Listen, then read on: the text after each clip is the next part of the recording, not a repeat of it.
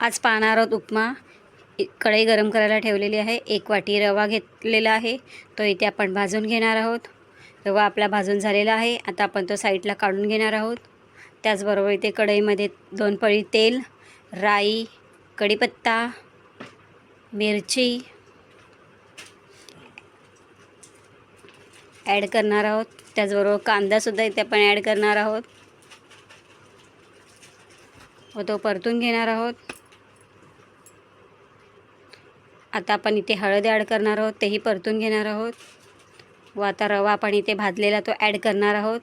त्याचबरोबर मीठ चवीनुसार, गरम पाणी सोडणार आहोत व हे शिजवून घेणार आहोत व झाकण ठेवून 5 मिनटं झाले की आपण इथे उपमा तयार झालेला आहे। कशी वाटली कमेंटमध्ये सांगा। जर व्हिडिओ आवडत असेल तर चॅनलला सबस्क्राईब करा, लाईक करा, शेअर करा। भेटूया पुढच्या व्हिडिओत। Bye bye.